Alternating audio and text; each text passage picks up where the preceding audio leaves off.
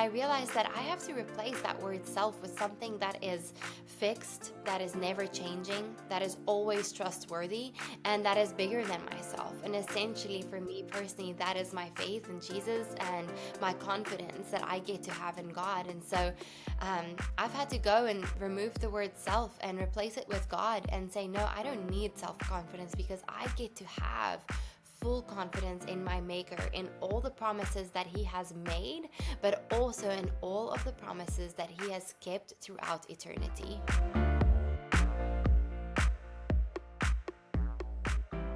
Well, welcome to the Kankel, Fritz, and Friends podcast, where we help you live your life intentionally and grow closer to Jesus. We're talking with Demi Tebow. She's an entrepreneur, influencer, and speaker who was crowned Miss Universe and Miss South Africa as well in 2017. And she, along with her husband, Tim Tebow, you got some fur babies in the house, right? Oh yeah, we sure do. I know Sally can relate to that a lot. We have three big old dogs. They are just the sweetest things, and man, do they just bring me so much joy. I just, my Bernice, every single morning, the first thing he does is bring me my slippers, and nobody told him to do that. He just figured it out himself. Isn't that awesome? Oh my gosh. That is awesome. How adorable. When they get to an age that they kind of know your habits, and it's just so fun because it's like, well, we understand each other now. Yes. And Kankel Fritz has a brand new dog Oh baby. gosh, Yeah. a puppy? Little Havanese dog, and So sweet. it's adorable. Oh my gosh. Love So this sweet. dog. How old? Are we out of the puppy messy phase yet, or no? He turned 1 in June. I feel like my dogs only grew up out of the puppy phase when they were 4, so Oh, I think we've got a ways to go. Let that be an encouragement to you, Kankel Fritz. Oh, no. It's worth it, though. It's so worth it. yeah. Well, who doesn't want to have a puppy for the rest of your life? Yeah, exactly. Right? Yeah. Well, you've written the book, A Crown That Lasts. You are not your label. And one of the things I want to talk about in starting out here is that we share a little bit of commonality, my family and yours. When you were 10, your beautiful sister, Franya, was born with some health challenges. Your family walked through that journey, and she went to be with Jesus in 2019. Our daughter was diagnosed with multiple disabilities, cerebral palsy. She was diagnosed as profoundly deaf. She had a visual impairment. She's nonverbal, and we had her for 21 years. Wow. Demi, and this past June, this summer, she passed away. So I'm right there with you, and I just want to know what did your sister teach you? Well, Kankel Fritz, thank you so much for sharing that just story of your daughter. For my sister, growing up with a sister with severe special needs and multiple disabilities was hard. As a teenager, we were 10 years apart, and so as a teenager, I had so many questions that were unanswered, so many questions that are still unanswered. I looked to the Lord as a believer, praying every single day that she would get healed, praying that she would not be in pain, and, physically that didn't necessarily take place, and instead, my sister's life, I felt like the older she got, the harder it became, and it was really hard to see my parents feel like they weren't necessarily able to do something to help her, and that was really hard for me as a teenager to experience that. And it really rattled my faith in a big sense, Kankel Fritz, in so many ways. And I got to an age where I realized, what, I can choose to question God and the purpose that He had for my little sister's life for the rest of my life, or I can choose to trust Him. And I have to, if I'm going to choose to trust Him, I'm going to have to go and change, that why question to a where question, and say, Lord, where are you in this? Show me where you are using Franya's life for your glory. And Kankel Fritz, actually so sweet. My little sister was my husband's matchmaker. What? Demi Tebow Foundation. Yeah, Yes. It's such a sweet story. So I grew up in South Africa. I did not know football at all. I still don't really know much. Don't tell anyone. I know football season's coming up. I just know enough just to say go Gators. Okay. So anyway, I didn't know football at all. So that means I didn't really know my husband's name. I'd never heard of Tim Tebow before. But I had heard of Night to Shine, which is a worldwide prom for people with special needs and disabilities, just like my sister, a worldwide celebration. They're in every single state. I know there's one in Arizona.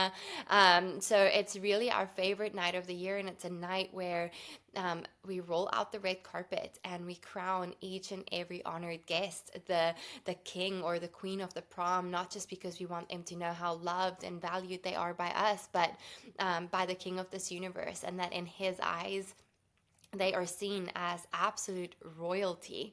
And, long story short, I'd heard of Night to Shine. I haven't heard of Tim Tebow, but my sister got invited to attend Night to Shine, which also takes place in South Africa.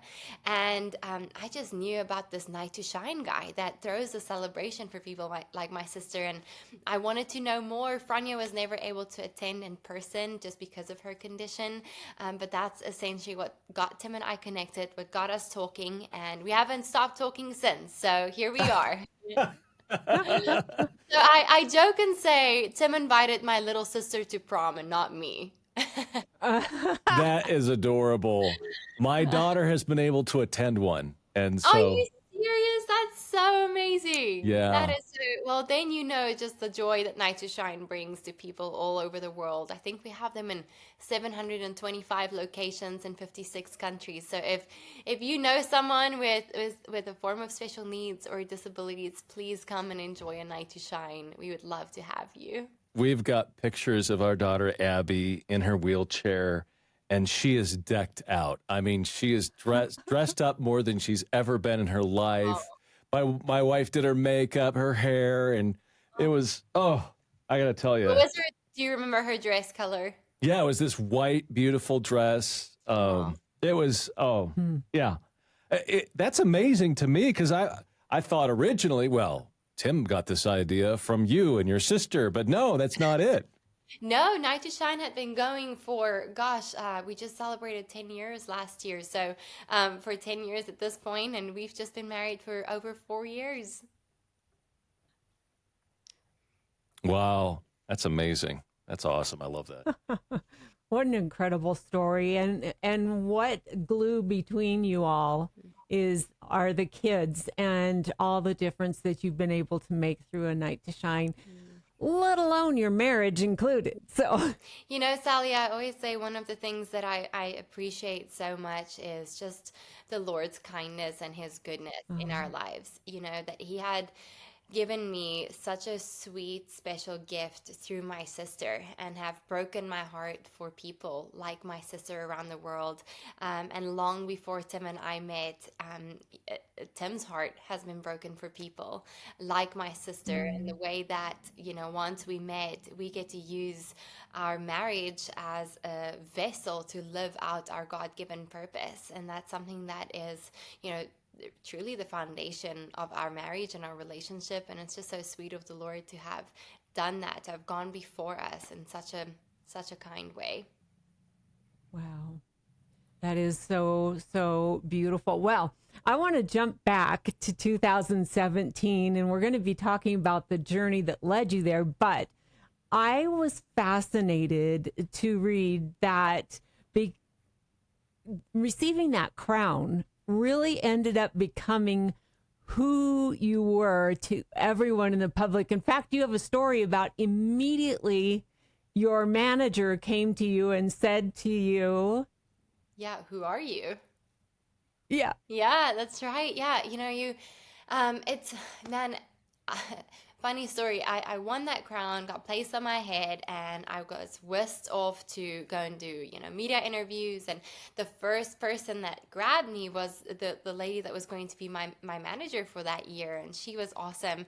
And she grabbed me by the wrist and she goes, who are you? Who are you? And I go, Demi, my name's Demi. Hi, nice to meet you too. And, and she goes, no, who are you? Who are you? And I go, well, I'm thinking to myself, I'm wearing the crown, I'm wearing a sash that says Miss Universe. So maybe I should say my country's name, because throughout the competition we were recognized by our countries, not necessarily our names, to make it easier for everyone. And I go, oh, I'm Miss South Africa, Miss South Africa. And she goes, no, no, who are you? And it clicked, and I was like, oh, I am Miss Universe. And she's like, great, let's get to work, Miss Universe. And it was such a whirlwind year, and you just jump right into working. I mean, I think we had something like over 20 international trips that year. I got to be a spokesperson for so many organizations and nonprofits throughout that year, all around the world and different corners of the world, which was incredible. But Sally, just as quickly as I got that title, it also just as quickly got taken away from me. I had to Oof. eventually give it back.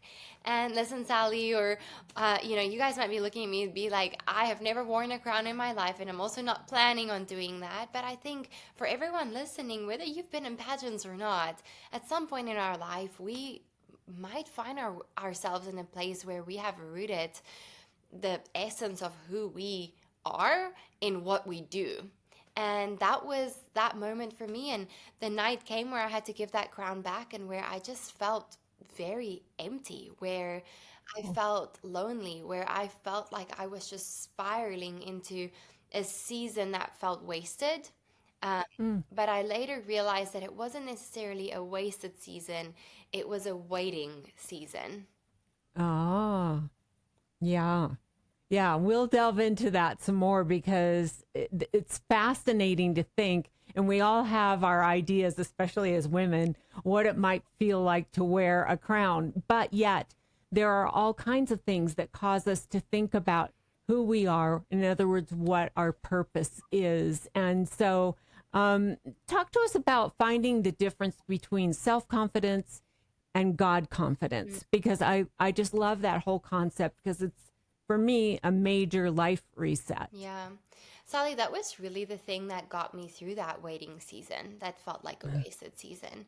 Um, you know, when you think of your identity, it's made up of our life circumstances, our life experiences, the prizes, the good moments in our lives, the bad moments, the disappointing moments, the dreams, the accolades, etc. All of those Yeah.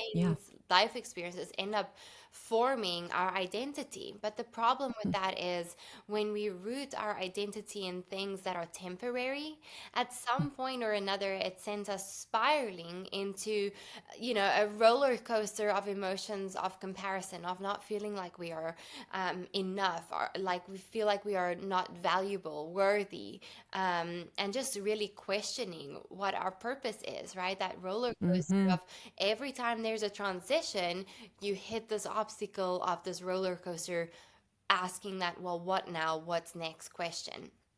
And throughout my life, the moments where I have rooted that identity in things that are temporary, it's usually when I've also rooted my confidence in myself. And confidence, when you break it down, just means to have full trust. So essentially, I'm saying, I have full trust in myself. Well, I don't know about you guys, but more often than not, I end up failing myself. And in this waiting season I entered, I realized, man, I have to find something that allows me to have a stable, lasting identity, an identity that's not going to go onto a roller coaster of emotions every time I hit a road bump. And I realized that I have to replace that word self with something that is fixed, that is never changing, that is always trustworthy, and that is bigger than myself. And essentially, for me personally, that is my faith in Jesus and my confidence that I get to have in God. And so I've had to go and remove the word self and replace it with God and say, no, I don't need self confidence because I get to have full confidence in my maker, in all the promises that he has made, but also in all of the promises that he has kept throughout eternity. How did this, get you to realizing? So the identity is one thing, but how about finding your purpose? Mm. Mm.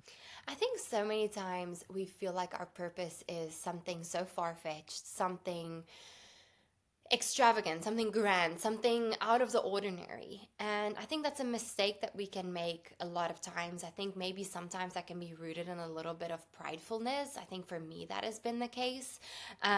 Where in fact, I think a lot of times our purpose can be directly correlated to the gifts, to the skills, and to the relationships that we've already been blessed with.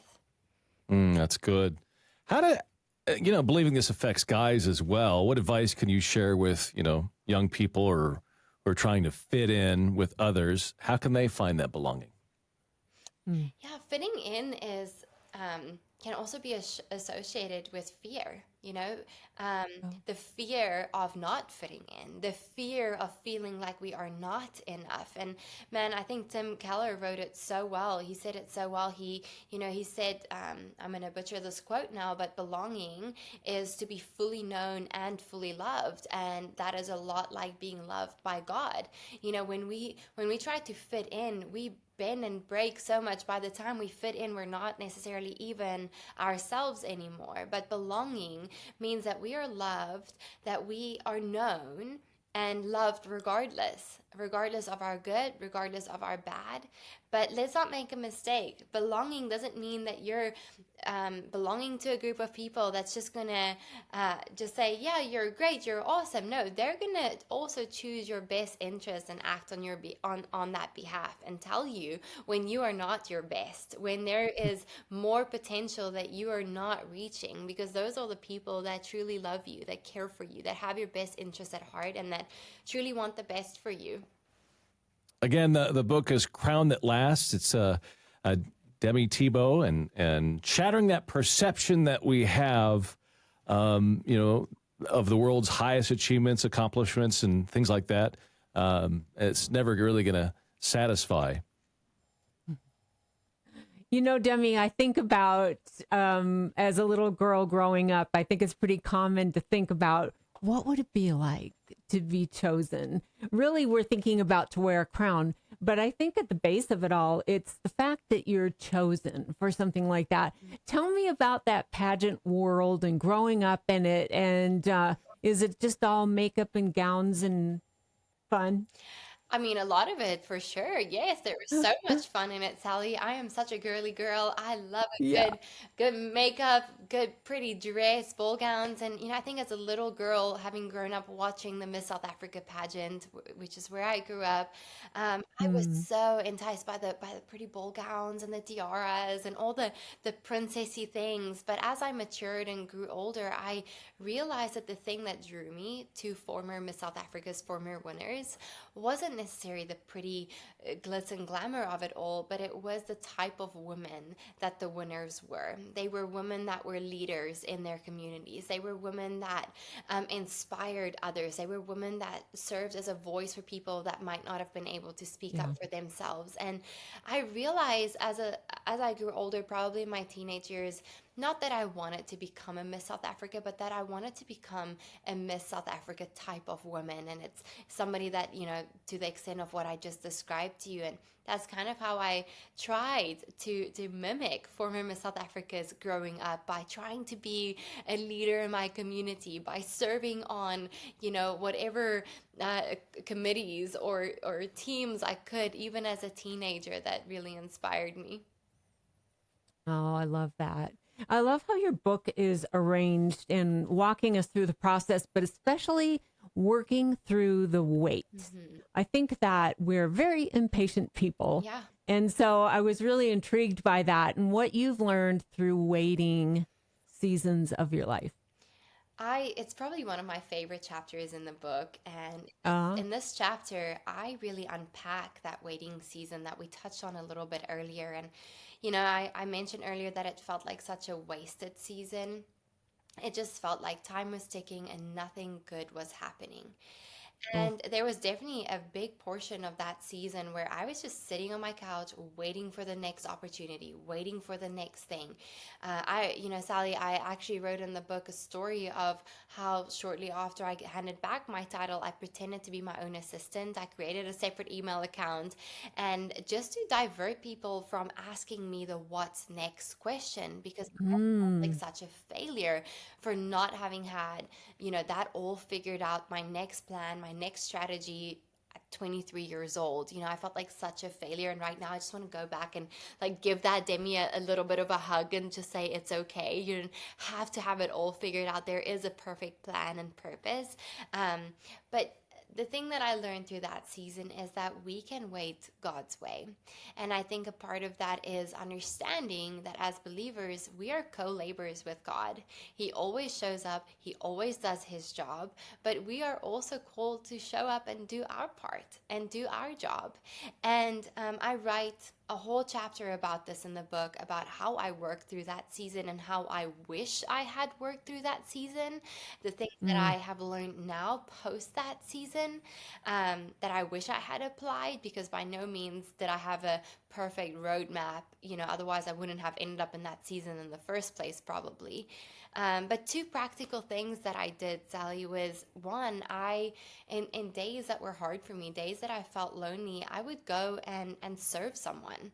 I would Ooh, go I and like that. volunteer at, a soup kitchen, or just, I lived in New York City, so there was so many things that were accessible to me. Or I would go and volunteer with a nonprofit organization, or I would, there were even times where I got to go on a mission trip.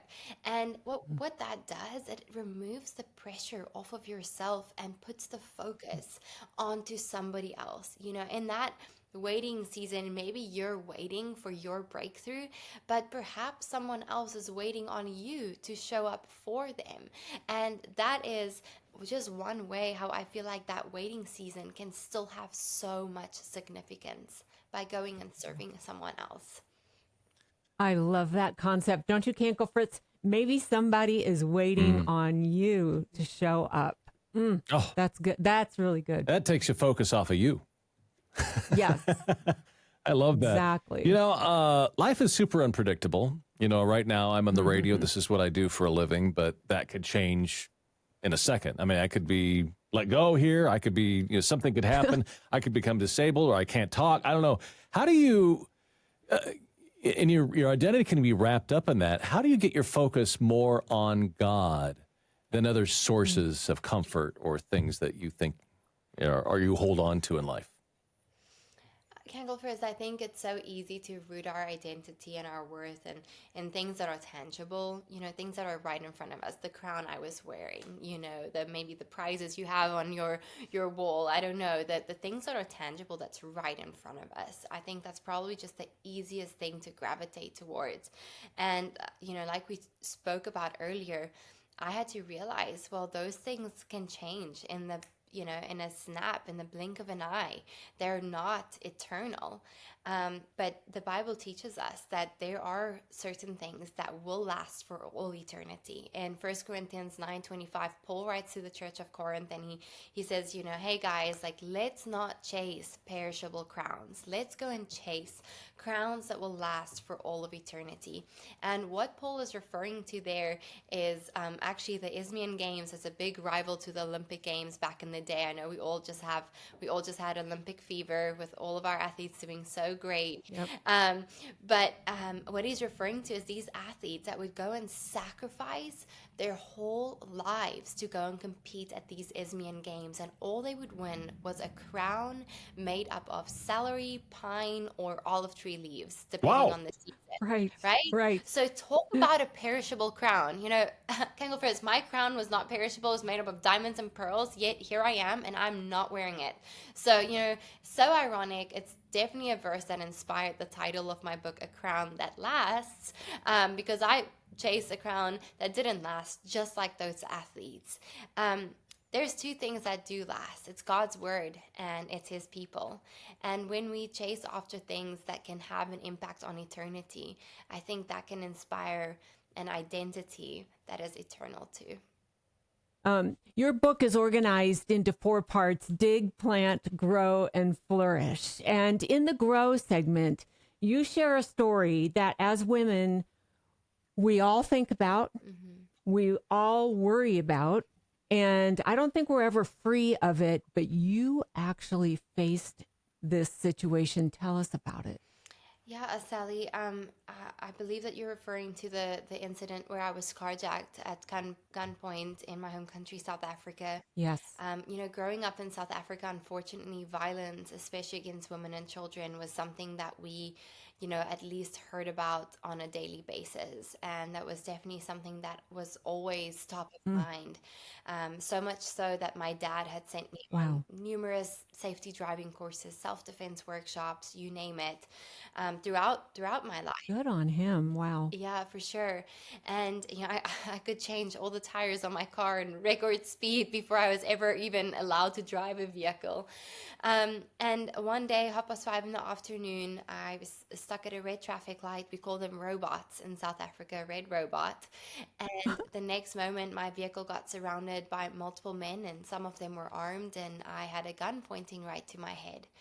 Well, to make a long story short, I managed to create a window of opportunity to get out of that situation. And I write actually the whole story pretty extensively in one of the chapters in the growth section in my book. I managed to escape that situation, and I ran up that avenue, and I was knocking on car window after car window after car window with nobody stopping. Nobody would let me into their vehicles. Nobody would help me. Nobody would take me to safety. In fact, people were quite literally shooing me away. And that was probably the most traumatic part of that whole story, was being in such desperate need. People could hear what I was saying. They could see the terror in my eyes, and they chose to do nothing about it.